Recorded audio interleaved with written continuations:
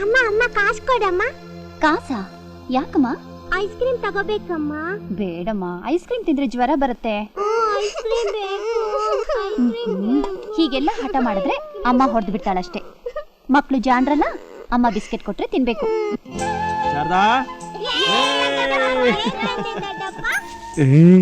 ದೊಡ್ಡಪ್ಪ ನಂಗೆ ಸ್ವೀಟ್ ತಂದಿದ್ಯಾ? ದೊಡ್ಡಪ್ಪ ದೊಡ್ಡಪ್ಪ ನನಗೆ ಕೇಕ್ ತಂದಿಲ್ವಾ? ಕೇಕು, ಸ್ವೀಟು, ಐಸ್ ಕ್ರೀಮು ಎಲ್ಲ ತಂದಿದ್ದೀನಿ. ದೊಡ್ಡಮ್ಮ ನೋಡಿದ್ರೆ ಬೈತಾಳೆ. ಆ ಕಡೆ ಹೋಗಿ ಕೂತ್ಕೊಂತೀನಿ.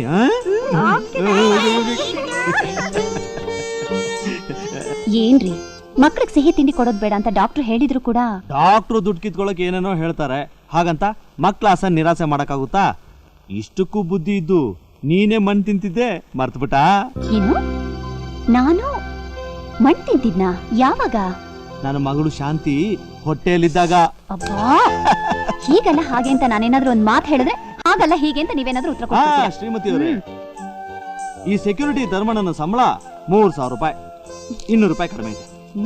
ಏನ್ ತಗೊಂಡ್ರಿ? ಯಾಕೆ ತಗೊಂಡ್ರಿ? ಅಯ್ಯೋ, ನಾನ್ ತಗೊಳ್ಳಿಲ್ಲ ಕಣೆ.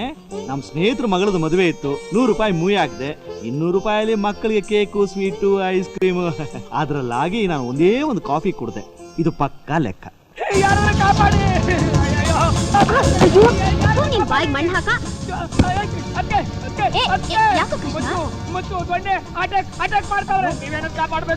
ಯಾಕೋ, ಏನಾಯ್ತು? ಅಯ್ಯೋ, ಅದನ್ನ ಆಮೇಲೆ ಹೇಳ್ತೀನಿ. ಅದೊಂದು ದೊಡ್ಡ ಕತೆ, ರಾಜಕೀಯ ದ್ವೇಷ. ನೀವು ಮೊದಲು ನನ್ನ ಕಾಪಾಡಿ. ಬನ್ನಿ ಬೇಗ, ಬನ್ನಿ ಅದಕ್ಕೆ ನೀವು. ನಿಂತ್ಕೊಳ್ರಪ್ಪ. ಯಾರ್ ನೀವು? ನೋಡಿದ್ರೆ ಗೊತ್ತಾಗಲ್ವಾ? ಏನ್ ಗೊತ್ತಾಗೋದು? ಬೆಣ್ಣೆ ಕಡಿಯೋ ದೊಣ್ಣೆಗೆ ಎಣ್ಣೀರ್ ಕೊಚ್ಚೋ ಮಚ್ಚಿಗೆ ಹೆದರ್ಕೊಂಡ್ಬಿಡ್ತಾರೆ ಅನ್ಕೊಂಡಿದ್ದೀರಾ? ಹೋಗಿ ಹೋಗಿ. ಹೋಗೋದಿರ್ಲಿ, ಮರ್ಯಾದೆಯಿಂದ ಕಿತಾಪತಿನ ಹೊರಗೆ ಬರಕಳಮ್ಮ. ನಮ್ಮನೇಲಿ ಇರೋರು ಸೀತಾಪತಿಗಳು, ಕಿತಾಪತಿಗಳು ಯಾರು ಇಲ್ಲ. ಮೊದ್ಲಿಲ್ಲಿಂದ ಜಾಗ ಖಾಲಿ ಮಾಡಿ ಹೋಗ್ರಪ್ಪ. ಹೆಂಗ್ ಗಲಾಟೆ ಮಾಡ್ತಿದ್ರಾ? ಏನಾಯ್ತ? ಅಲ್ಲೇನ್ ಕೇಳ್ತೀಯ? ಇಲ್ಲಿ ಕೇಳು. ನಿನ್ ತಮ್ಮ ನಮ್ಮ ಏರಿಯಾಗ ಬಂದು ಕಿತಾಪತಿ ಮಾಡಿ ಜನಗಳನ್ನ ಎತ್ಕಟ್ಟಿ ಗಲಾಟೆ ಮಾಡಿಸಿ ಒಳಗೆ ಬಂದು ಸೇರ್ಕೊಂಡವನೆ. ನಿಜನಾ ಶಾರದಾ? ಸುಳ್ಳು ರೀ. ಬೆಳಗ್ಗೆ ಹೊರಗಡೆ ಹೋದವನು ಇನ್ನು ಮನೆಗೆ ಬಂದಿಲ್ಲ. ಹೌದು, ಇಷ್ಟ ಬೇಗ ಬರಲ್ವಲ್ಲ? ಅಲ್ವಾ? ನೋಡಪ್ಪ, ನನ್ ತಮ್ಮ ಬಂದ್ಮೇಲೆ ಅದೇನು ಅಂತ ವಿಚಾರಿಸ್ತೀನಿ, ನೀವು ಹೋಗಿ. ಸುಮ್ನೆ ಹೋಗಕ್ಕಲ್ಲ ಬಂದಿರೋದು, ನಿನ್ ತಮ್ಮನ್ ಕತೆ ಮುಗ್ಸೋಗಕ್ ಬಂದಿರೋದು. ನಿನ್ ತಮ್ಮ ಒಳಗೆ ಇದ್ದಾನೆ. ನೋಡಿ, ನೀವ್ ಹಿಂಗೆಲ್ಲ ಹದ್ಮೀರಿ ಮಾತಾಡಿದ್ರೆ ಪೊಲೀಸ್ ಕಂಪ್ಲೇಂಟ್ ಕೊಟ್ಬಿಡ್ತೀನಿ ಅಷ್ಟೇ. ನನ್ ತಮ್ಮ ಇಲ್ಲ ಅಂತ ಹೇಳಾಯ್ತಲ್ಲ, ಹೋಗಿ ಹೋಗಿ. ತಮ್ಮಂಗ್ ತಕ್ಕನಾದ ಅಣ್ಣ ಕಣಯ್ಯ ನೀನು. ತಪ್ಪು ಮಾಡೋನ್ ಒಳಗಡೆ ಇಟ್ಕೊಂಡು ನಮ್ಮ ಮೇಲೆ ಕಂಪ್ಲೇಂಟ್ ಕೊಡ್ತೀನಿ ಅಂತೀಯಾ? ಇರ್ಲಿ. ಹೋಗಿಯಪ್ಪ, ಹೋಗಿ. ಸರ್ತಿ ಭಾಷಣ ಬಿಯಕ್ಕೆ ನಮ್ ಏರಿಯಾಕ್ ಬರ್ಲಿ, ಅವ್ನ್ ನೋಡ್ಕೋತೀವಿ. ಬರಲೇ. ಆಯ್ತು, ಹೋಗಿ. ಅಕ್ಕ ಅಕ್ಕ, ಯಾರೋ ರೌಡಿಗಳು ನಮ್ಮ ಮನೆ ಹತ್ರ ಬಂದಿದ್ರಂತೆ, ಗಲಾಟೆ ಮಾಡಿದಂತೆ, ನನ್ ಗಂಡ ನೋಡ್ದಂತೆ. ನಿಜನಾ ಅಕ್ಕ? ಅಯ್ಯೋ, ಏನ್ರಿ ಇದು? ಬಟ್ಟೆ ಎಲ್ಲ ಚಿಂದಿ ಚಿಂದಿ, ಅಯ್ಯೋ ಮೂತಿ ಮುಸ್ಲಿ ಮುಖ ಎಲ್ಲ ಊದ್ಕೊಂಡ್ಬಿಟ್ಟಿದೆ. ವಿಷಯ ಏನು ಅಂತ ಗೊತ್ತಿಲ್ಲದೆ ಹುಚ್ಚುಚ್ಚ ಮಾತಾಡ ನೀನು. ಸರಿ, ಈ ಅವಸ್ಥೆ ಯಾಕ್ರಿ? ಇವತ್ತು ಮಾರ್ಕೆಟ್ ನಲ್ಲಿ ಮಾನವ ಸಂಸ್ಕೃತಿಯ ಒಗ್ಗಟ್ಟಿನ ಬಗ್ಗೆ ಪ್ರಚಾರ ಭಾಷಣ ಇತ್ತು. ಅದರಲ್ಲಿ ಉಪಕಥೆಯ ಮೂಲಕ ಉಪಮೇಯ ಕೊಟ್ಟು ಭಾಷಣ ಮಾಡ್ತಿದ್ದೆ. ಆದ್ರೆ ಕೆಲವು ಮತಾಂಧ ರೌಡಿಗಳು ನನ್ನ ಮೇಲೆ ಅಟ್ಯಾಕ್ ಮಾಡಕ್ ಬಂದು, ಈ ಬಾಕ್ಸರ್ ಕೃಷ್ಣ ಸುಮ್ಮನೆ ಬಿಟ್ಟ, ಎಲ್ರನ್ನು ಮಠಾಶ್ ಮಾಡಿಬಿಟ್ಟ. ಬೇಕಾದ್ರೆ ಹೋಗಿ ನೋಡಿ, 50 ಜನ ವಿಕ್ಟೋರಿಯಾದಲ್ಲಿ, 50 ಜನ ಬೋರಿಂಗ್ ಅಲ್ಲಿ ಅಡ್ಮಿಟ್ ಆಗಿದ್ದಾರೆ. ಅದ್ರಲ್ಲಿ ಒಂದಿಬ್ಬರು ತಪ್ಪಿಸ್ಕೊಂಡ್ಬಂದು ಈ ನಮ್ಮ ತುಂಬಿದ ಮನೆ ತಾಯಿ ಕಾಲಿಗೆ ಬಿದ್ರು, ಕ್ಷಮಿಸ್ದೆ, ಹೊರಟೋದ್ರು. ಅಲ್ವೇ ಅಮ್ಮ? ನಿಜ ನಿಜ. ನೀನಂದ್ರೇನು ಮಾಮೂಲಿನಾ? ಮಹಾಶೂರ. Thank you. ಹೆಂಗೆ? ಅಯ್ಯ, ನೀ ಚೋಡ್ ಮಾಸ್ಟರ್ ಅಂತ ನಂಗೆ ಗೊತ್ತಿಲ್ವಾ? ಏನಂದೆ? ಅಂದೆ. ಈ ಸೇವಾ ಸಿಪಾಯಿ ಬಾಕ್ಸರ್ ಕೃಷ್ಣನ ಬಗ್ಗೆ ನಡುಮ ನಿಂತ್ಕೊಂಡು ಕೇವಲ ಮಾತಾಡ್ಬೇಡ.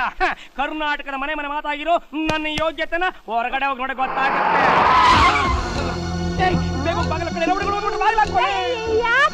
ತಾಳಿ ಬಗ್ಗೆ ಕಾಪಾಡ್ಕೊಳ್ಳಕ್ಕೆ ಬಿಟ್ಟ ಹೋಗಿ ಬಾಯಿ ಹಾಕೊಳ್ಳೋದ್ರೆ ಏನೇನೋ ಮಾತಾಡ್ತಾವಳೆ.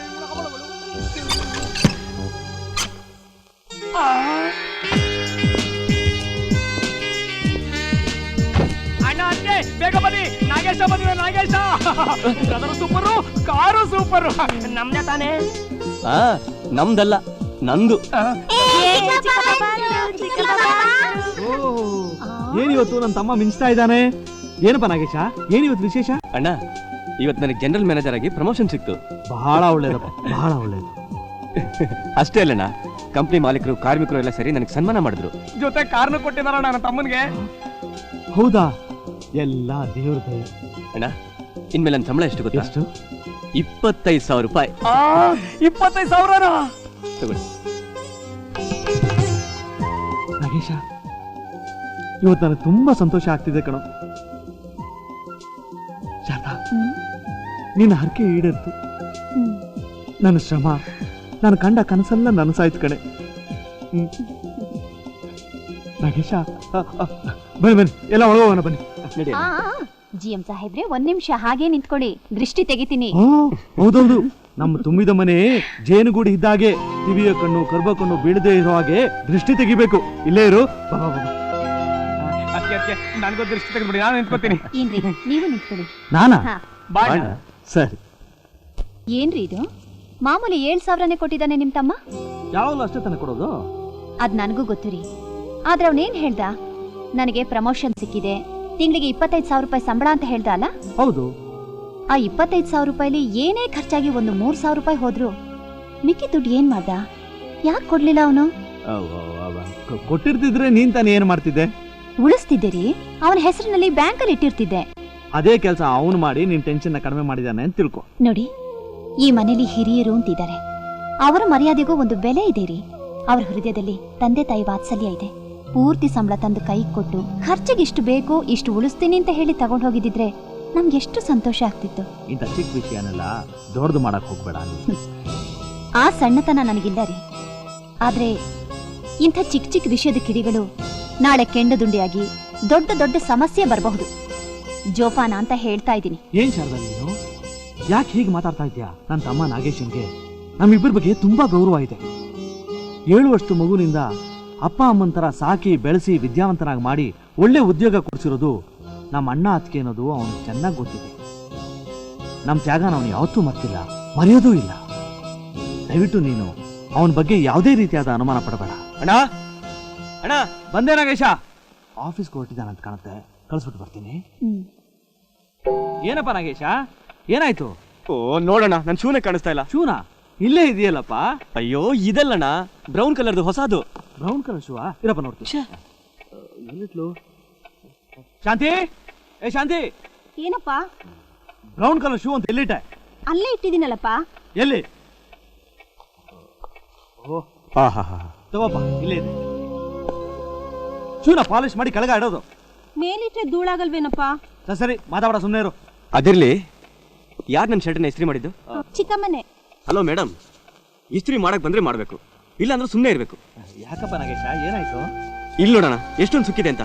ಹೀಗ ಇಸ್ತ್ರಿ ಮಾಡೋದು? ಹೌದಾ? ಸೀರೆ ಪಂಚ ಖರ್ಚಿಪೆಲ್ಲ ಚೆನ್ನಾಗಿ ಇಸ್ತ್ರಿ ಮಾಡ್ತಿದ್ಲಲ್ಲ. ಹೋಗ್ಲಿ ಬಿಡಪ್ಪ, ನೀನ್ ಕೋಪ ಮಾಡ್ಕೋಬೇಡ. ಇನ್ಮೇಲೆ ನಿನ್ ಬಟ್ಟೆ ಎಲ್ಲ ನಾನೇ ಇಸ್ತ್ರಿ ಮಾಡ್ತೀನಿ. ಸಾಕು ಸಾಕು, ನಿಮ್ ಸಮಾಧಾನ ಸಂಧಾನ ಏನು ಅಂತ ನನಗೆ ಗೊತ್ತು. ಇನ್ಮೇಲಾದ್ರೂ ಸ್ವಲ್ಪ ಸ್ಟ್ರಿಕ್ಟ್ ಆಗಿರೋದನ್ನ ಕಲೀರಿ. ನೀನು ಹೇಳೋದು ನಿಜಾನೇ. ನೀನು ಆಫೀಸ್ ಟೈಮ್ ಆಯ್ತು, ನೀನು ನಡಿ ನಡಿ. ಶಾಂತಿ, ಚಿಕ್ಕಪ್ಪ ಬ್ರೀಫ್ ಕೇಸ್ ತಗೊಂಡೋಗಿ ಕಾರಲ್ಲಿ ಇಡು. ಹೋಗು. ಏಯ್ ಬಾಯ್ಲಿ, ಬಾಯ್ಲಿ ಅಂದೆ. ಈ ಮನೆಯಲ್ಲಿ ತಿಕ್ಕೋದು ತೊಳಿಯೋದು ತಿನ್ನೋದು ಬಿಟ್ರೆ ಬೇರೆ ಏನಿದೆ ಕೆಲಸ ನಿಂಗೆ? ಕುಶತಾಗಿದ್ದಾಗ ಅವ್ನ ಬಟ್ಟೆ ಸರಿಯಾಗಿ ಇಸ್ತ್ರಿ ಮಾಡಿರೋದಕ್ಕೆ ಏನ್ ದಾಡಿ ನಿಂಗೆ? ಗದರ್ಬೇಡಿ ನನ್ನ, ನಾನೇನು ತಪ್ಪು ಮಾಡಿಲ್ಲ. ನನಗೆ ಗೊತ್ತಿದ್ದ ನಾನು ಇಸ್ತ್ರಿ ಮಾಡಿದೀನಿ. ಚೆನ್ನಾಗಿಲ್ಲ ಅಂದ್ರೆ ರೋಪ್ ಹೆಸರು ಕೊಟ್ಟು ಮಾಡಿಸ್ಕೋಬೇಕು. ಅದನ್ನ ಬಿಟ್ಬಿಟ್ಟು ನಾನು ಜನರಲ್ ಮನೆ ಹತ್ರ ಹೋಗ್ತೀನಿ ಅಂದ್ರೆ ರೋಪ್ ಯಾಕೆ ಹಾಕ್ಬೇಕು? ರೋಪ್ ಹಾಕೋದಕ್ಕೆ ಅವನಿಗೆ ಹಕ್ಕಿದೆ, ಆ ಹಕ್ಕು ನನಗಿಲ್ಲ. ವಯಸ್ಸಿನಲ್ಲಿ ದೊಡ್ಡನಾಗಿರೋದ್ರಿಂದ ಮಾತ್ರ ಯಜಮಾನ ಅನ್ಕೊಂಡಿದ್ದೀನಿ ನಾನು. ನಿಜವಾದ ಯಜಮಾನ ನನ್ನ ತಮ್ಮ. ಜೇನು ಗುಂಡಾಗಿರೋ ಈ ಮನೆ ಸಾಕ್ತಾ ಇರೋದು ಅವನ ದುಡಿಮೆಯಿಂದ. ನನಗೆ ಬರೋ ಜುಜ್ಬಿಡಿ ಸಮುದ್ರದಲ್ಲಿ ಈ ಮನೆ ಬಾಡಿಗೆ ಕಟ್ಟಕ್ಕಾಗುತ್ತೆ ಅಷ್ಟೇ. ಧರ್ಮಣ್ಣ, ಧರ್ಮಣ್ಣ, ಧರ್ಮಣ್ಣ, ಏನ್ ಧರ್ಮಣ್ಣ, ನಿನ್ ತಮ್ಮನಿಗೆ ಹೆಣ್ ಕೊಡ್ತಿರೋ ಸಾವುಕಾರ ದಾನಪ್ಪನವ್ರು ಬರ್ತಾರೆ ಅಂತ ಹೇಳಿದ್ದೆ, ಇನ್ನು ಬರ್ಲಿಲ್ವಾ? ನಿಂಗೆ ಸ್ವಲ್ಪ ಏನಾದ್ರು ಬುದ್ಧಿ ಇದೆಯಾ? ಹೊಟ್ಟೆ ಒಳಗಡೆ ಅಲ್ಲ, ತಲೆ ಒಳಗಡೆ. ಲಕ್ಪತಿ ಮಾವನವರು ನಡ್ಕೊಂಡ ಬರ್ತಾರೆ, ಕಾರ್ನಲ್ಲಿ ತಾನೇ ಬರೋದು. ಕಾರ್ ಬರುತ್ತೋ ಬರಲ್ವೋ ಅದು ಕಟ್ರೆ ನಿಮ್ಗೇನ್ರು? ನಿಮ್ಗೆ ಯಾರು ಇಲ್ಲಿ ಕರ್ಸಿದ್ದು? ಕೃಷ್ಣ, ನಾನೇ ಕಣ ಕರ್ಸಿದ್ದು. ಇವ್ರನ್ನ ಯಾಕಣ ಕರ್ಸ್ತಾ ನೀನು? ಒಳ್ಳೆ ವಿಶ್ವಾಸಿಗಳು, ಅದು ಅಲ್ಲದೆ ಅವ್ರ ನಮ್ಮ ಮನೆ ಓನರ್ ಅಲ್ವೇನೋ? ಮನೆ ಓನರ್ ಆದ್ರೆ ಅವ್ರ ವ್ಯವಹಾರದ ವಿಶ್ವಾಸನ ಬಾಡಿ ಕೊಡಕ್ ಮಾತ್ರ ಇಟ್ಕೋಬೇಕು. ನಮ್ಮಂತ VIP ಗಳ ಮನೆ ಫಂಕ್ಷನ್ಗೆಲ್ಲ ಇಂಥವ್ರು ಕರಿಬಾರ್ದು. ಸ್ಟೇಟಸ್ ಮೇಂಟೈನ್ ಮಾಡ್ಬೇಕಣ. ಸ್ಟೇಟಸ್ ಸರಿ, ನೀವು ಒಳಗಡೆ ಎಲ್ಲ ಕೆಲಸ ಅರೇಂಜ್ ಮಾಡ್ಕೋ. ನಾನು ಬರೋ ಸಂಬಂಧಿಕರನ್ನ ವೆಲ್ಕಮ್ ಮಾಡ್ತೀನಿ. ನೀನು ನಡಿ ಅಣ್ಣ. ಕೃಷ್ಣಪ್ಪ, ಒಂದ್ ಮಾತು. ಏನು? 4 ಮನೆ ಯಜಮಾನ ನಾನು, ನನಗಿರೋ ಒಬ್ಬನೇ ಮಗ ಇವನು. ಒಳ್ಳೆ ಅಂತಸ್ತಿದೆ, ನನ್ನಷ್ಟೇ ದೊಡ್ಡದಾಗಿ ಯೋಗ್ಯತೆನೂ ಇದೆ. ಇಷ್ಟೆಲ್ಲ ಇದ್ರೂ ನನ್ನ ಮಗನಿಗೆ ಒಳ್ಳೆ ಕಡೆ ಸಂಬಂಧ ಸಿಗ್ತಾ ಇಲ್ಲ. ಅಂಥದ್ದಲ್ಲಿ ನನ್ನ ಮನೇಲಿ ಬಾಡಿಗೆಗಿರೋ ನಿಂತಮ್ಮನ್ನ ಸಾವುಕಾರ ದಾನಪ್ಪನವರು ಅಳಿನಾಗ ಮಾಡ್ಕೋತಾ ಇದ್ದಾರಲ್ಲ, ಯಾಕೆ? ಅಮ್ಮ, ಮಾನವ ಪಕ್ಷದ ಅಧ್ಯಕ್ಷ ಈ ಕೃಷ್ಣನ ಹತ್ರ ಮಾತಾಡೋ ಮಾತಾ ಇದು? ಹೌದು, ತಪ್ಪೆ. ಆದ್ರೆ ನಂಗೆ ಯಾಕೆ ಹೊಡೆದ್ಬಿಟ್ರಿ? ತಪ್ಪು ಮಾಡಿದ್ರೆ ನಿನ್ಗೂ ಹೊಡಿತೀನಿ, ನಿಮ್ಮ ಅಪ್ಪನಿಗೂ ಹೊಡಿತೀನಿ. ನಮ್ಮಪ್ಪಂಗ್ ನೀವ್ ಯಾಕೆ ಹೊಡಿಬೇಕು ನಾನಿಲ್ವಾ? ಸಭ್ಯಸ್ಥರ ಮನೆ ಒಂದೇ ಸದ್ದು ಮಾಡಿದ್ರೆ ಸಮಾಧಿ ಮಾಡ್ಬಿಡ್ತೀನಿ.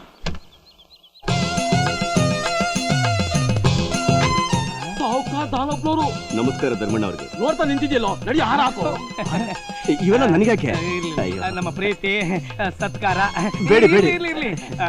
ನಮ್ಮ ದೊಡ್ಡತನ ನಾವು ಆಶೀರ್ವಾದ ಮಾಡ್ಬೇಕು. ನಾನು ಏನ್ ಹೇಳ್ಬೇಕು ಅಂತ ಮಾಡಿ, ಗೊತ್ತಾಗ್ತಿಲ್ಲ. ಮಾಡಿ, ಮಾಡಿ. ಹೇಳಿ ಹೇಳಿ ಹೇಳಿ ಹೇಳಿ. ಬೀಗ್ರ ದಾನಪ್ಪನವರಿಗೆ ಬೀಗ್ರ ದಾನಪ್ಪನವರಿಗೆ ನಮಸ್ಕಾರ ನಮಸ್ಕಾರ. ಚೆನ್ನಾಗಿದ್ದೀರಾ? ಒಂದ್ ನಿಮಿಷ ಕೃಷ್ಣ, ಹಾರ ಇಲ್ಲೋ? ಅದು ಡ್ರೈವರ್ಗೆ ಹಾಕ್ಬಿಟ್ಟಿದ್ದಾರೆ. ಅಯ್ಯೋ ವಿವೇಕಿ, ನೀವಾದ್ರೂ ಹೇಳ್ಬಾರ್ದ ಸ್ವಲ್ಪ? ಅದು ನಾನು ಇವ್ರ ಹೇಳಿಕೆ ಹಾಕಿದ್ದು. ಸರಿ, ಕೋಣ ಜೊತೆ ಸೇರ್ಕೊಂಡು ನೀವು ಎಮ್ಮೆ ಆಗ್ಬಿಟ್ರಿ. ಬನ್ನಿ. ಧರ್ಮಣ್ಣ, ನಿಜಕ್ಕೂ ನಿನ್ನ ಮನೆ ಜೇನುಗೂಡು ಕಣಪ್ಪ. ಫೋನ್ ಬಂದಿದೆ, ಮಾತಾಡ್ತೀರಿ ಬಂದ್ಬಿಡಿ. ಬಾ ಕೂತ್ಕೋ. ಅಯ್ಯೋ, ಅನ್ನ ಕೊಟ್ಟು ಸಂಬಂಧ ಬೆಳೆಸ್ತಾರೋ ಧನಿಗಳು ತಾವು, ತಮ್ಮುಂದೆ ಬೇಡ. ಬರ ಇಲ್ಲಿ ಬಾಯ್ಲೆ ಕೂತ್ಕೋ. ಕೂತ್ಕೋ ಅಂದ್ರೆ ಕೂತ್ಕೋಬೇಕಷ್ಟೇ. ನೋಡ್ ಧರ್ಮಣ್ಣ, ಅನ್ನ ಕೊಡೋನ್ ನಾನಲ್ಲ, ಅವನು. ಇಷ್ಟಕ್ಕೂ ಸಂಬಂಧ ಬೆಳೆಸೋದಕ್ಕೆ ಆಸೆ ಇಟ್ಕೊಂಡು ಬಂದಿದ್ದೀನಿ. ನನ್ನ ಆಸೆ ಈಡೇರಿಸೋದಕ್ಕೆ ನೀನು ಒಪ್ಪಿಗೆ ಕೊಟ್ಟೆ ನೋಡು. ನೀನ್ ಕಣಯ್ಯ ದೊಡ್ಡ ಮನುಷ್ಯ. ತಂದೆ ತಾಯಿನ ಕಳ್ಕೊಂಡು ತಮ್ಮಂದ್ರನ್ನ ಹೊಟ್ಟೆಲ್ ಹುಟ್ಟಿದ ಮಕ್ಕಳಾಗಿ ಚಿಕ್ಕ ವಯಸ್ಸಿನಿಂದ ಬೆಳೆಸಿರೋ ನಿನ್ನ ತ್ಯಾಗ, ನನ್ನ ತಮ್ಮಂದ್ರ ಸುಖದಲ್ಲಿಯೇ ನನ್ನ ಸುಖ ಇದೆ ಅಂತ ತಿಳಿದಿರೋ ನಿನ್ನ ದೊಡ್ಡತನ ನಿಜಕ್ಕೂ ಅದ್ಭುತ, ಅಪರೂಪ ಧರ್ಮಣ್ಣ. ಇಷ್ಟಂತೂ ನಿಜ, ನಿನ್ನ ತಮ್ಮ ವಿದ್ಯಾವಂತ, ನನ್ನ ಫ್ಯಾಕ್ಟ್ರಿಯಲ್ಲಿ ಜನರಲ್ ಮ್ಯಾನೇಜರ್ ಆಗಿದ್ದಾನಂತ ನಾನು ನನ್ನ ಮಗಳನ್ನ ಕೊಡ್ತಾ ಇಲ್ಲ. ಒಬ್ಬ ಶ್ರೀರಾಮನ್ ಅಂತ ಅಣ್ಣನಿಗೆ ಲಕ್ಷ್ಮಣನ್ ಅಂತ ಒಬ್ಬ ತಮ್ಮ ಇದ್ದಾನೆ ಅಂತ ಅಳಿಯನ್ ಮಾಡ್ಕೊತಾ ಇದ್ದೀನಿ. ಹೌದೇನು? ಹೌದು. ಧರ್ಮಣ್ಣ, ಇಂಥ ಮಹಾನುಭಾವರ ಮುಂದೆ ನಮ್ಮ ಬಗ್ಗೆನೂ ಸ್ವಲ್ಪ ಮರ್ತೇ ಬಿಟ್ಟಿದೆ, ಇವರು ದಾಸಪ್ಪ ಅಂತ. ಬೀಗ್ರ ದಾನಪ್ಪನವರಿಗೆ ನಮೋ ನಮಃ, ನಮೋ ನಮಃ. ನಾನು ಯಾರಂತ ಗೊತ್ತಾಯ್ತಾನೆ? ಹೇಗ್ ಗೊತ್ತಾಗತ್ತಾನೆ? ಹೇಳಿದ್ರೆ ತಾನೆ ಗೊತ್ತಾಗೋದು. ನೀವು ಮಗಳು ಕೊಟ್ಟು ಅಡಿನ ಮಾಡ್ಕೊಳ್ತಾ ಇದ್ದೀರಲ್ಲ, ಅವನ ಅಣ್ಣ ಬಾಕ್ಸರ್ ಕೃಷ್ಣಪ್ಪ ಅಂತ, ಮಾನವ ಪಕ್ಷದ ಅಧ್ಯಕ್ಷ. ನಾನು ಬೋಸ್ ಡಿಕೆ, ಇವ್ರು ನಮ್ಮಪ್ಪ ದಾಸ್ ಡಿಕೆ. ನೀನ್ ಯಾರು, ನಿಮ್ಮಪ್ಪ ಯಾರು ಅಂತ ಏನಾದ್ರು ಕೇಳಿದ್ರೆ ಅವರು ಇಂಥ ಅವಿವೇಕಗಳಿಂದ ನನ್ನ ಪರಿಚಯ ಎಡವಟ್ಟಾಗಿದ್ದು. ಅಡ್ವರ್ಟೈಸ್. ಸಾರಿ ಶಾಂತಿ, ಸಾರಿಕಾ. ಪರವಾಗಿಲ್ಲ ತಮ್ಮ. Thank you thank you. ಕೈ ಕೊಟ್ರೆ ಕೈ ಕತ್ತರಿಸಿ ಹಾಕ್ಬಿಡ್ತೀನಿ. Don't touch my family. ನನ್ ಮಗ ಅಪರಂಜಿ MA ಪಾಸ್ ಮಾಡಿದ್ದಾನೆ. ಓ, ಆದ್ರೂ ನಂತರ ವಿಭೂತಿ ಹಚ್ಚಿ ದಾಸನ್ ತರ ಯಾಕೆ ಇರ್ತಿದ್ದೀರಾ ಅಂತೀರಾ? ಪಕ್ಕದ ಹುಡುಗಿಯರು ಅವನಿಗೆ ಡವ್ ಹೊಡಿಬಾರ್ದು ಅಂತ. ಬೋಸ್ ಡಿ ಕೆ ಅಪ್ಪ, ನಿನ್ ಮಗನ ಬಗ್ಗೆ ಅವ್ರೇನಾದ್ರು ಬಯೋಡೇಟಾ ಕೇಳಿದ್ರ? ಇಲ್ಲ. ಮತ್ತೆ ಇದರ ಮೇಲೆ ಮಾನ್ಯ ಶ್ರೀ ದಾನಪ್ಪನವರೇ, ಮಾನವ ಪಕ್ಷ ಅಧ್ಯಕ್ಷನಾದ ಈ ಕೃಷ್ಣಪ್ಪನ್ ತಮ್ಮನ್ನ ಅಳಿಲು ಮಾಡ್ಕೊಳ್ತಾರ ವಿಷಯ ನಿಜಕ್ಕೂ ಹೆಮ್ಮೆ ಪಡಬೇಕಾದಂಥದ್ದು. ನನಗೂ ಸಂತೋಷವೇ. ಅದರಲ್ಲೂ ಈ ನಿಮ್ಮ ವೈಟ್ ಅಂಡ್ ವೈಟ್ ಗೆಟಪ್ ನೋಡಿದ್ರೆ ನಿಮ್ಗೂ ರಾಜಕೀಯ ಇಷ್ಟ ಅಂತ ಕಾಣಿಸುತ್ತೆ. ರಾಜಕೀಯ ಇಷ್ಟ ಅಂತಲ್ಲ, ಆದ್ರೆ ಸಮಾಜ ಸೇವೆ ಮಾಡೋದು ನನಗಿಷ್ಟ. ಹಾಗಿದ್ಮೇಲೆ ಇಬ್ರು ಒಂದೇ. ಯಾವ್ದ್ರಲ್ಲಿ? ಒಂದೇ ಗುರಿ ಒಂದೇ ಭಾವನೆ. ನೋಡಿ, ನಮ್ಮ ನಿಮ್ಮ ಸಂಬಂಧ ಒಂದು ರೀತಿ ಗಂಗಾ ಕಾವೇರಿ ಮಿಲನ ಇದ್ದ ಹಾಗೆ.